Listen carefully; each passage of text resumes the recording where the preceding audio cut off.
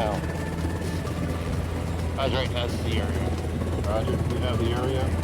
Hoist operator has the con. Check, guys right have the con. You clear right, move forward.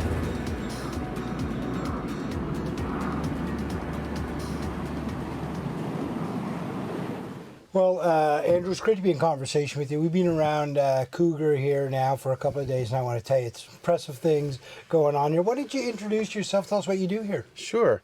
Name's Andrew Eaton. I spent 20 years in the Air Force as a tactical helicopter pilot, and then 7 years in the air ambulance in Ontario, and then I came to Cougar about 10 years ago. I'm a search and rescue pilot, and I am currently the search and rescue base lead for Cougar Helicopters. So that means that I basically run the department. Tell us where we're seated right now. Explain Right now we're sitting in the back end of a Sikorsky 92 that is specifically outfitted for search and rescue duties. So we have extra fuel tanks, we have a rescue litter and a rescue basket and all kinds of other gear back here. It must be an amazing aircraft to fly. I've got 5 endorsements, and this is by far the best aircraft I think I've ever flown. I absolutely love it. The power of the machine is just something else entirely. Tell me, SAR, what does that mean to you when I say search and rescue? A lot of people, it flows off their tongue, but what does it mean to you? It's a calling, and what you'll find is that SAR pilots and SAR rescue specialists, military or civilian, all feel the same calling to be ready at a moment's notice to take action, to go and save lives and or help people in general. So it's something I would never trade. It's one step up from the air ambulance and one step up from tactical helicopters, in my opinion. Okay. Now, training a SAR specialist, a pilot, or indeed a specialist in the back end of the aircraft, that's complicated work. Tell me about how Cougar approaches the training of everybody and how they're innovative in their thought and bringing simulation into that. Well, I'm going to talk about that from a search and rescue perspective only. I won't go into the line operation, of course. For us in SAR, we typically have very good pilots. I don't think there's a single pilot on staff with less than 5,000 hours helicopter time, which doesn't sound a lot for fixed wing, but it's a lot of time for helicopters. The people we select are very carefully chosen. It's one of the advantages to this area. We tend to seriously value teamwork aspects from individuals who are interested in this area. And we hire largely based on that. So we end up with very good pilots and also very good rescue specialists. It used to be that the rescue specialists we hired were retired SAR techs from the military. But that well has dried up, and we've come to realize that hoist operators and rescue swimmers from the civilian world are easily as good as what we found from the military personnel. So now we're starting to branch out, having realized that, and starting to really train on our own. And it's going very, very well. Cougar is very picky in general terms on who they hire, as I mentioned, especially for the SAR department. But once we have someone, obviously they do have to do a transition, not only to the aircraft if they're previous SAR qualified, but just to the way we do business. So on the pilot side, we've always had the advantage of having our full motion simulator, which is about 10 miles away from us. It's actually owned by CAE, but we use it extensively. They put it here for a reason, right? So we can train everything we need to do for pilots in that simulator. So they're very experienced with the various software modes and things on the aircraft before they ever get here. Now, with the Hoist Mission Training Simulator, the HMTS, that is going to be a godsend for us. We use it extensively now for people just getting involved in hoisting operations. And you can see the difference. It saves an awful lot of airtime on the aircraft by having that simulator. So many days of fog here that you just can't go and fly.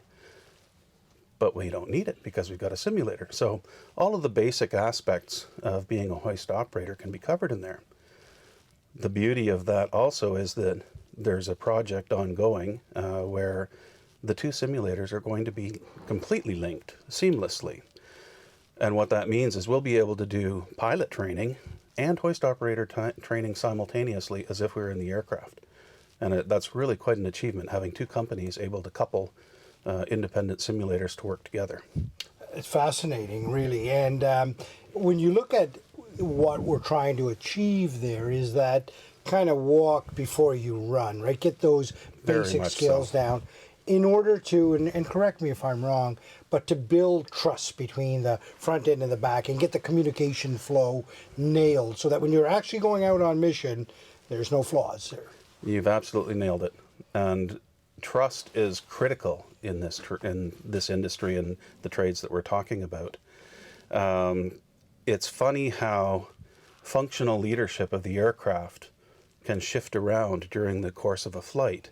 And we all have to trust in each other, because one moment the rescue swimmer will be trusting in me, and the next moment I'll be trusting in the rescue swimmer. So as an example, we fly out to a boat that's sinking, and it's a fishing boat with high masts on it. We as the pilots are the taxi drivers. We have to get there safely, and as the aircraft captain, I'm responsible for the safety of the aircraft at all times. But once we get there, the torch is basically passed to the hoist operator, because he's in a position to see the boat, which we may have very, very limited visibility on. So he takes he's not actually controlling the aircraft, but he is directing the pilots where to go, how fast to go, what the cadence is, all of these things, getting us into a safe position to actually hoist the rescue swimmer. But then, so in effect, although he's not the designated authority on board the aircraft, he's the functional authority on board the aircraft. And then, once he actually starts hoisting, it's up to the rescue swimmer at the last minute, first of all, whether he believes it's safe enough and where to have himself inserted into the boat and the ship, and he controls the operation from that point. So we are all very integrated and all very dependent on each other. It's amazing the way you articulate it. I mean, your lives are in one another's hands. Yep. To culminate in an effort to save lives. That's exactly it. And it's one of the most difficult things there is for a SAR crew is to say no. Mm-hmm. Because everybody wants to help. Everybody wants to be there rescuing someone. But as the aircraft captain, sometimes there will come a time when you simply say, we can't go. Right. We can't risk the lives of 5 guys over someone in a fishing boat with a broken arm. Mm-hmm. We're not going to do it. I tell you, there'd be a lot of people watching this saying, I want that job. Then they should apply. Tell me about it. It must be an amazing career. I absolutely love it. Once in a while, I still see a helicopter lift into the hover, and I just look at it and go, it's magic. It has to be magic. I know all of the basics, aerodynamics and helicopter aerodynamics are very convoluted, but it just appears unbelievable that something the size of this 26,500 pound, 57 feet, 11-inch aircraft can just lift effortlessly into the air. It's just amazing. And it's magic. It is magic. Yeah. But what's equally magic is what you just described as how all of these parts operate inside this helicopter to really bring effect onto a situation. Right. And the reason for that is something else that we take very seriously here in Cougar, and that's the concept of crew resource management. Once upon a time, many years ago, well, even still ongoing in some places in the world today, but the aircraft captain was God. Whatever he said, mm-hmm. you had to do. That was the way it was going to be, and that was it. Several really terrible accidents later, we've come to understand that, as I said, we all depend on each other.